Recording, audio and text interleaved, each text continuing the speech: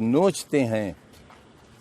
प्यार से बात कर रहा हूँ आजम खान जी, कहाँ नोच रहा हूँ। लोग मजबूर करते हैं इस बात के लिए कि ओवैसी वो कहे जो आप चाहते हैं। क्यों गंदे आदमी का नाम आप ले रहे हैं? ओवैसी क्यों को गंदे आदमी का नाम क्योंकि ले उससे रहे हैं? फायदा होता है आपको। नीति की बात को कंटिन्यू करते हैं। सुना है कि उत्तर प्रदेश के चुनाव में मुख्यमंत्री के तौर पर आजम खान को प्रोजेक्ट किया जाएगा और समर्थन देने के लिए देशद्रोही ओवैसी की पार्टी रहेगी और वो दिल्ली के जामा मस्जिद का इमाम जो जन्म के अधिकार पर वहां बैठ के इस्लाम की इतनी बदनामी कर रहा है, जिस आदमी की कोई क्रेडिबिलिटी नहीं है, वो आदमी आपको प्रोजेक्ट कर रहा है। दोनों आपके हैं। क्या आप बोल रहे हैं? आप दोनों आप वो तो सुरेश चौहान के सामने आने की हिम्मत नहीं कर सकते। दोनों आपके हैं। मैं चैलेंज करता हूँ दोनों को चलते चलते 125 करोड़ का हिंदुस्तान जिसमें हिंदू मुसलमान सब हैं, सब जानते हैं कि ये दोनों आपके हैं और आप इनके हैं। ये आ नहीं सकते सामने।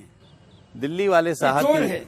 नहीं, वो जो भी हैं आपके हैं, आपके हैं और आपके काम आते देखिए हैं। उनके वंशज आ गए, वो पीछे आ गए। हालांकि इसकी भी ये बड़ा ईमानदार होता है। वो बहरहाल वो आपके हैं और आप उनके हैं, लेकिन वो आपको मुख्यमंत्री का कैंडिडेट बनाना चाह रहे हैं। साहब की आप दिल्ली वालों की बात कर रहे हैं।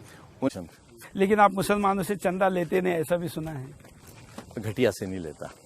क्यों नहीं लेता? आप देखिए, वो दिल्ली वाला देगा तो थोड़े ले लूंगा, वो बिरयानी वाला देगा कैसे ले लूंगा? वो तो आपका आदमी है, उससे कैसे ले लूंगा? जो अपने माँ बाप का नहीं, जो अपने धर्म का नहीं, वो मेरा क्या हो सकता है? आरएसएस का। मेरा क्या हो सकता है? आरएसएस का है। आपकी दोस्ती हुई भी तो दिल्ली के इमाम से, आपकी दोस्ती हुई तो हैदराबाद की बिरयानी वाले से। बिल्कुल नहीं। आपकी दोस्ती मैं एज ए सुरेश चौहान के बताता हूँ, इन दोनों को मैं देशद्रोही, नमक हराम कहता हूँ। ये कभी भी हिंदुस्तान के नहीं हो सकते, जो अपने परिवार के नहीं हो सकते। आरएसएस का नमक खाते तो उसका भी हराम हो गए ना, आप अगर है तो भी। तो फिर अब क्या करें, हमारी तो मजबूरी है।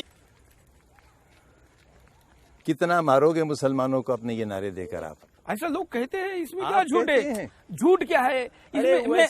ये मेरे में हिम्मत है, मेरे में हिम्मत है कि मैं क्या मेरे के सामने अंदर हिम्मत नहीं है। आपके अंदर हिम्मत नहीं है। आपको ये हिम्मत दी गई है क्योंकि आप इसी के लिए काम कर रहे हैं। कौन हिम्मत देगा? हम तो उसकी हिम्मत पर चलते हैं। उसकी हिम्मत पर चलते तो गुजरात में मासूमों को क्यों मारते? अरे एक जिंदा कोई फिर न शद्दाद रहेगा, दुश्मन इस्लाम तू बर्बाद रहेगा।